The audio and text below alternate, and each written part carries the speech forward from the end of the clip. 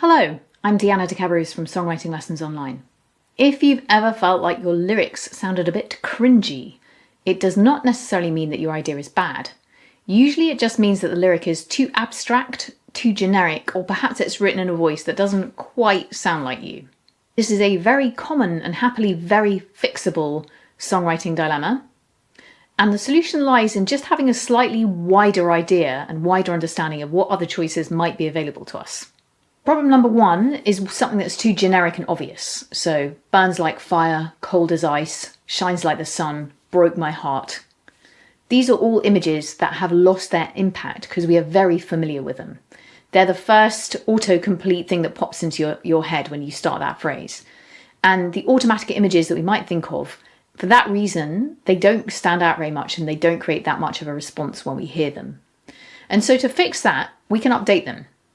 And an easy way to update them is to think about the quality that we're talking about, burning or shining, and find other things that share that quality. What else burns?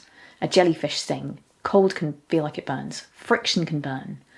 Try and think of 5 images that share a quality with your first, more generic idea. And you might even end up then changing the line where you've developed the idea a bit. So instead of burns like fire, you've got stings like rope burn, or burns like a bee sting. And when I said earlier that these familiar framings don't create that much of a response, that is literally true at the level of our neural activity and the level of our brains and how our brains process information. If you stick someone in a scanner and you have them read burns like fire, there's literally going to be less neural activity, less of a neural response than if you have them read a more specific and unusual variant of a common image. So shines like a black eye. That's going to be more arresting than shines like the sun. Shines like broken glass. Shines like patent shoes. They're all things that are more striking. So a second very common problem is when we've made things too abstract. So something like, you were always there for me. If a section or a song starts with something abstract like that, we don't have any idea as to what that actually means in practice, and we've got no reason to care about it. So we either need to have that shown to us really quickly, not just told to us, before we stop paying attention, or even better, we have to have it shown to us first, and then we can come along, this line can come along, and we've already proved it. It sums up what we've already understood. So what might it mean that someone was always there for you? What did that look like in practice in your life with them?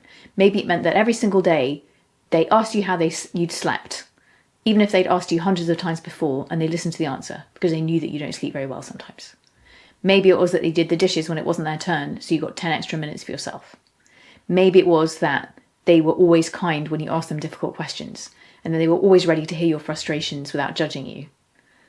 And now if we were to say, you were always there for me, it's earned its place a bit more and we understand what that means. And you might not even need to say it because you've shown it.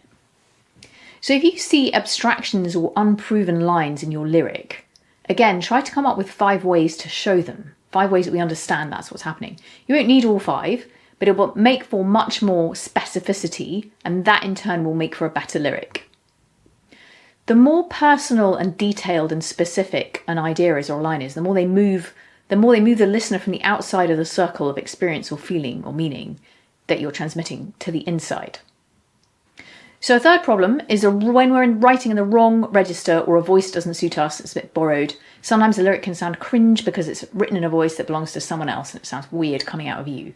Maybe it's too grand, too literary, too tortured poet, too pop cliche, too formal, too teenage, too songwriterly, too down with the kids. Paul Simon is someone I think of who has a massive talent for really conversational sounding lyrics. So there's any of the lines in Still Crazy after all these years and lots of his other songs, 4 a.m, crabbed out, yawning. Like it just sounds like he's telling you something about his day, and when you instantly feel like you're in his head. So that conversational style is devastatingly intimate. And it connects much more. It feels like having a personal conversation with him or just his musings.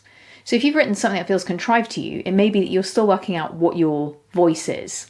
And a great way to explore that strategically is to try and write from the point of view of different types of characters, try and express the idea as a different character and keep rewriting until you sense that you've got something that feels more comfortable for you to sing, to commit to. And you can always tell, like, there's always an uncomfortable feeling if you don't really like a line. So if I was trying to sing in sort of like cap this and lit that and no cap the other, I don't even, it would be really cringe. because that's not my voice, it's not my generation.